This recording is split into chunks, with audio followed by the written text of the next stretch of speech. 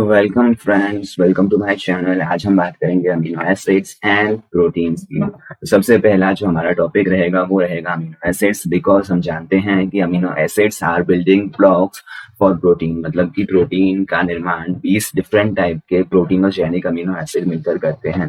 तो सबसे पहले अगर हम बात करें अमीनो एसिड के नेमिंग की, तो यहाँ पे अमीनो एसिड के नाम में फर्स्ट वर्ड है वो है अमीनो, जिसका मतलब है यहाँ पे NH2 ग्रुप। और दूसरा वर्ड है आपके पास में एसिड। एसिड का मतलब यहाँ पे COOH group.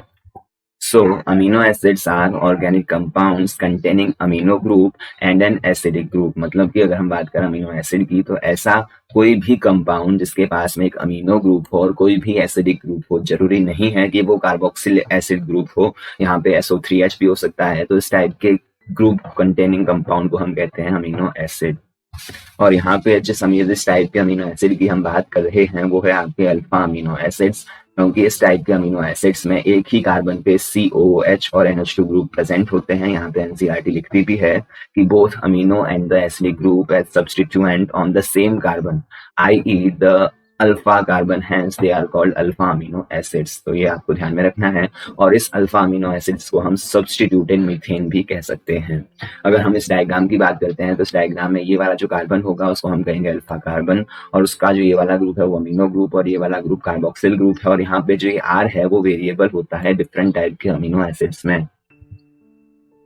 According to NCERT, there are 4 substituent groups occupying the 4 valency positions। अगर हम मेथेन की बात करते हैं, सब्स्टिट्यूटेड मेथेन का मतलब यहाँ पे 4 ऐसे ग्रुप है जो कि 4 वैलेंसी को यहाँ पे ऑक्यूपाई करते हैं कार्बन की। These are hydrogen, carboxyl group, amino group and variable R group.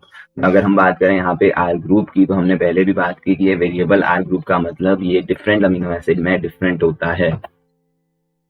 जैसे कि अगर हम बात करते हैं ग्लाइसिन में, तो ग्लाइसिन में जो R ग्रुप है वो हाइड्रोजन है। अगर मैं एलेनिन की बात करता हूं तो यहाँ पे R ग्रुप CH3 है। और अगर मैं सीरीन की बात करता हूं जो कि एक OH कंटेनिंग अमीनो एसिड है, उसमें R ग्रुप CH2OH है। तो यहाँ पे वही बात कही गई है, based on nature of variable group या R group there are many amino acids.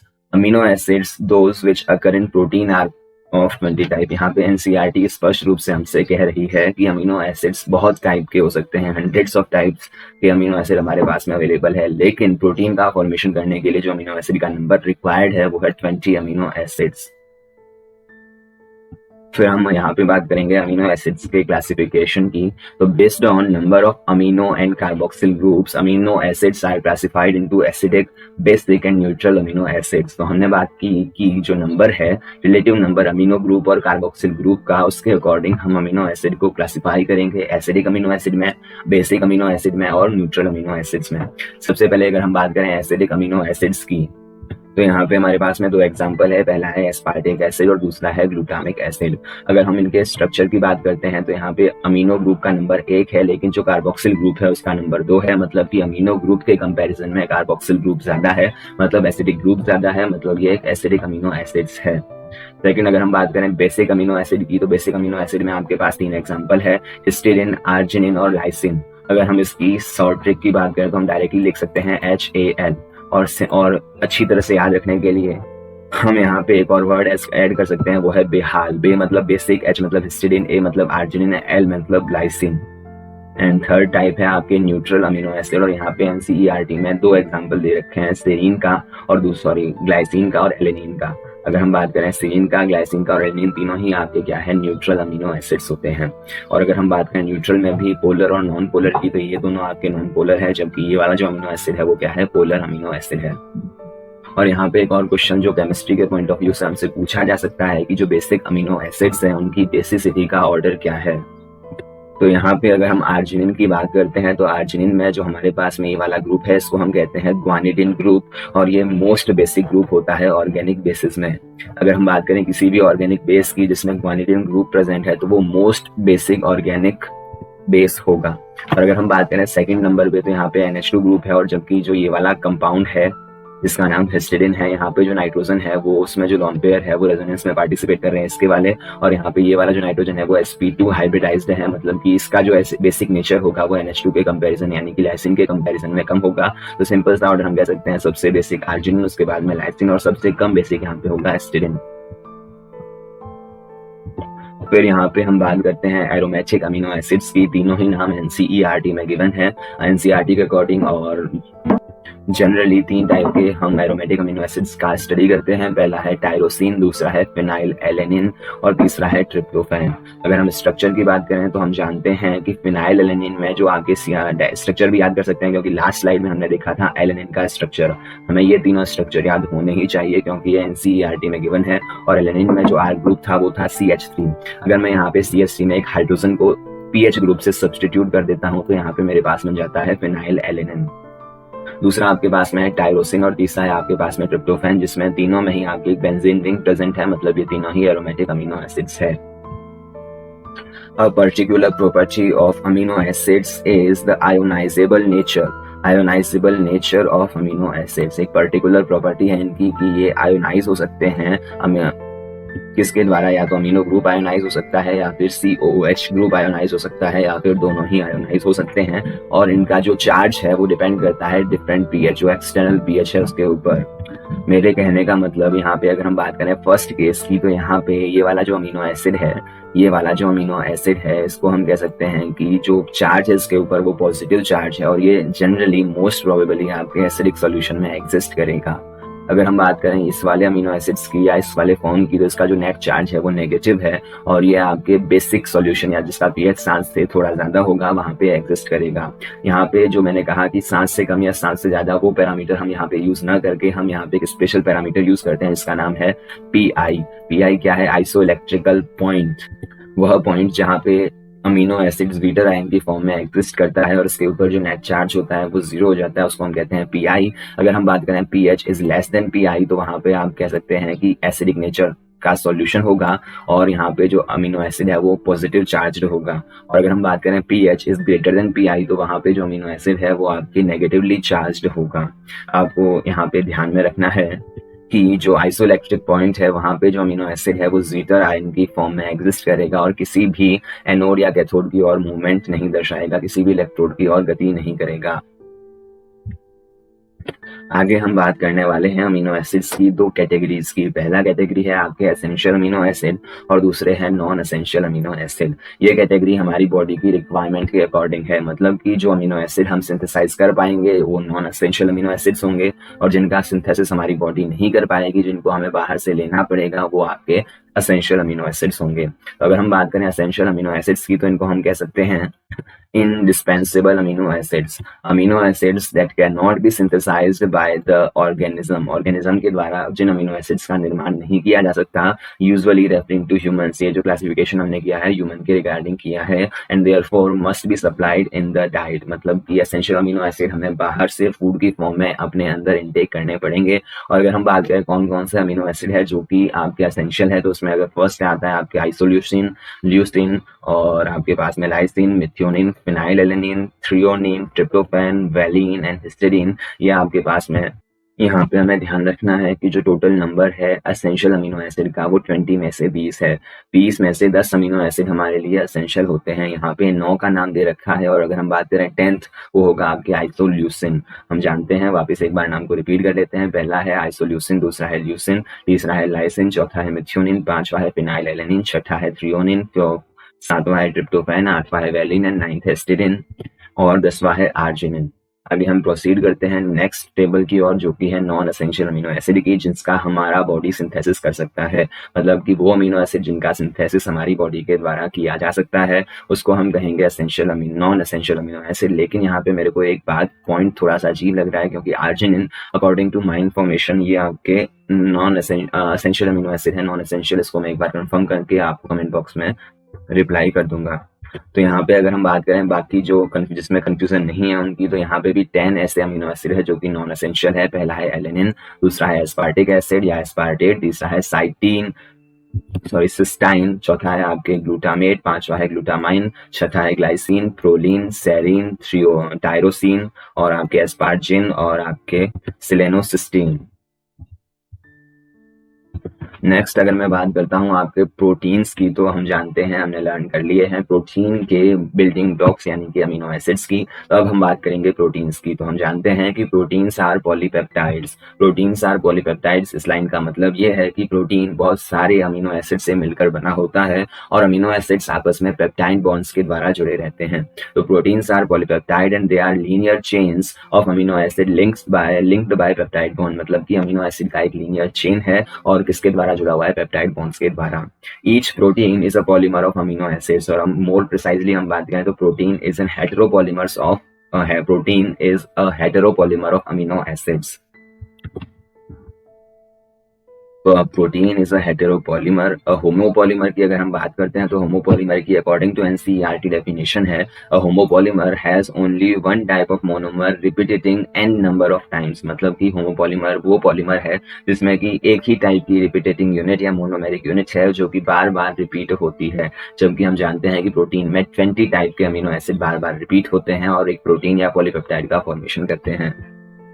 अगर हम बात करते हैं प्रोटीन्स के फंक्शन की, तो एनसीईआरटी ने यहाँ पे 4 फंक्शंस की लेबलिंग की है। पहला है आपके transport of nutrients across the cell membrane, और ये वाला जो फंक्शन है वो आपके ट्रांस मेम्ब्रेन प्रोटीन्स, जिनको हम चैनल्स और पंप्स कहते हैं, उनके द्वारा किया जाता है। और एनसीईआरटी में यहाँ पे एक चैनल का नाम दे रखा है जो कि है आपके ग्लूटाफोर, जो कि इनेबल करता है ग्लूकोज के ट्रांसपोर्ट को इनटू द सेल। सेल्स के अंदर ग्लूकोज के ट्रांसपोर्ट को इनेबल करता है। सेकंड थिंग, अगर हम बात करें फंक्शन ऑफ प्रोटीन्स की, तो यहाँ पे फाइट इन्फेक्शियस एजेंट्स या इन्फेक्शियस ऑर्गेनिज्म। तो यहाँ पे हम बात करें किसके बारे में, एंटीबॉडीज के बारे में। हम जानते हैं कि antibodies are special type of protein, जिसको हम H2L2 प्रोटीन भी कह सकते हैं, जो कि आपके एंटीबॉडीज होती है जो स्पेसिफिक टाइप के एंटीजन को रिकॉग्नाइज करती है और हार्मफुल या फिर इन्फेक्टियस ऑर्गेनिज्म को रिकॉग्नाइज करके उसको डिस्ट्रॉय करने में हमारी बॉडी की हेल्प करती है। तो यहाँ पे एनसीईआरटी लिखती है कि antibodies fights against infectious organism या agent. Some proteins are hormones. हम जानते हैं कि कुछ ऐसे प्रोटीन्स भी है जो कि हार्मोन की तरह वर्क करते हैं, जैसे कि अगर हम बात करें इंसुलिन है, ग्लूकागॉन है, तो ये प्रोटीनियस हार्मोन्स होते हैं। अगर हम बात करें आगे की, तो हम जानते हैं कि most of the enzymes are protein, मतलब कि अगर हम बात करें फिजियोलॉजिकल रोल प्रोटीन्स का, तो वहां पे हम बात करेंगे एंजाइम्स की। और यहाँ पे एक नाम दे रखा है, वो है ट्रिप्सिन। ट्रिप्सिन एक प्रोटियोलाइटिक एंजाइम होता है जो कि पैनक्रियाटिक जूस में प्रेजेंट रहता है। यहाँ पे इंसुलिन का नाम दे रखा है जो कि एक प्रोटीन हार्मोन है जो कि 52 अमीनो एसिड या 51 अमीनो एसिड से मिलकर बना होता है। फिर यहाँ पे एक इंपॉर्टेंट फंक्शन है रिसेप्टर्स का। Proteins also act as receptors. अगर हम बात करें रिसेप्टर्स का मतलब, तो ऐसे प्रोटीन्स जो कि बाहरी केमिकल्स को कह सकते हो रिकॉग्नाइज कर सकते हैं और उसके रिगार्डिंग जो आपके मैसेज है वो आपके सेल के न्यूक्लियस तक पहुंचा सकते हैं। रिसेप्टर्स की बात करें तो सेंसरी रिसेप्टर्स हैं, अगर हम बात करें यहाँ पे, जैसे कि स्मेल, टेस्ट, हार्मोन्स एटसेट्रा। फिर यहाँ पे अगर हम बात करें कुछ इंपॉर्टेंट लाइंस की, तो पहली लाइन हमारे सामने है कि जो कोलेजन है is the most abundant protein in animal world. अगर हम बात करें एनिमल वर्ल्ड की, तो वहां पे आपके पास में कोलेजन मोस्ट अबंडेंट प्रोटीन है। और अगर हम बात करें कहाँ पे प्रेजेंट रहता है, तो हम जानते हैं कि जितना भी हमारा कनेक्टिव टिश्यू है उसका जो मेजर कंपोनेंट है वो क्या है, कोलेजन फाइबर है। और अगर हम बात करें बोन्स के फॉर्मेशन की, तो वहां पे भी कोलेजन फाइबर अपना रोल प्ले करता है, मतलब कोलेजन हमारी बॉडी का एक मेजर पार्ट बनाता है। सेकेंड थिंग यहाँ पे कहा गया है कि रूबिस्को मतलब ribulose, bisphosphate, carboxylase and oxygenase is the most abundant protein in the whole of the biosphere. Biosphere में सबसे ज्यादा मिलने वाला प्रोटीन है रूबिस्को, जो कि एक एंजाइम है जो, अगर हम बात करें इसके फंक्शन की, तो ये आपके कार्बन फिक्सेशन या फिर अगर हम बात करें फोटोसिंथेसिस की, तो वहां पे आपके कार्बन के फिक्सेशन को इंड्यूस करता है, उसके लिए कैटलिस्ट की तरह काम करता है। यहाँ पे अगर हम बात करें रूबिस्को की, तो ये मोस्ट अबंडेंट प्रोटीन है ऑन अर्थ और क्रूशियल फॉर कार्बन फिक्सेशन। अब हम बात करते हैं प्रोटीन के स्ट्रक्चर्स के बारे में। हम जानते हैं कि प्रोटीन्स के अगर हम बात करें 4 टाइप के स्ट्रक्चर्स का हम बायोलॉजी में स्टडी करते हैं, primary structure, secondary structure, tertiary structure और क्वार्टिनरी स्ट्रक्चर। तो सबसे पहले हम यहाँ पे बात करेंगे प्राइमरी स्ट्रक्चर्स की। तो proteins are heteropolymers containing strings of amino acids. तो एनसीईआरटी कहती है कि प्रोटीन्स क्या है, हेटेरोपॉलीमर है जो कि क्या करते हैं, अमीनो एसिड की एक चेन को कंटेन करते हैं। अगर हम बात करें प्रोटीन के स्ट्रक्चर में प्राइमरी स्ट्रक्चर की, तो protein is imagined as a line. अगर हम प्राइमरी स्ट्रक्चर की बात कर रहे हैं तो हम उस टाइम प्रोटीन को एक लाइन की तरह इमेजिन करते हैं, जिसका जो लेफ्ट एंड है वो आपके अमीनो ग्रुप कंटेनिंग एंड होता है एंड वो आपके फर्स्ट अमीनो एसिड को रिप्रेजेंट करता है, जबकि जो राइट एंड है वो COOH ग्रुप यानी कि कार्बोक्सिल ग्रुप कंटेनिंग होता है, जिसको हम C टर्मिनल अमीनो एसिड भी कह सकते हैं, जो कि लास्ट अमीनो एसिड होता है पॉलीपेप्टाइड चेन का। The first amino acid is also called N-terminal amino acid, and the last amino acid is called the C-terminal amino acid. Now अगर हम बात करें सेकेंडरी स्ट्रक्चर ऑफ प्रोटीन की, तो हम जानते हैं कि प्रोटीन का जो प्राइमरी स्ट्रक्चर है वो ओनली कुछ समय तक ही बना रहता है। जब ये जो प्रोटीन है वो राइबोसोम के ऊपर सिंथेसाइज होता है तो उस दौरान कुछ समय तक हमें प्राइमरी स्ट्रक्चर देखने को मिलता है, लेकिन कुछ समय पश्चात ही वापस सेकेंडरी और फिर टर्शरी स्ट्रक्चर में चेंज हो जाता है। प्रोटीन का अगर हम बात करें सेकेंडरी एंड टर्शरी स्ट्रक्चर की, तो यहाँ पे आपके पास में दो फॉर्म्स हो सकती है। पहला है बीटा प्लीटेड शीट और दूसरा है आपके अल्फा हेलिक्स। अगर हम बात करें इस पूरी चीज की, एनसीईआरटी यहाँ पे कहती है कि a protein thread does not exist throughout as an extended rigid rod. The thread is folded in the form of helix, जो कि जनरली राइट हैंडेड हेलिक्स होता है।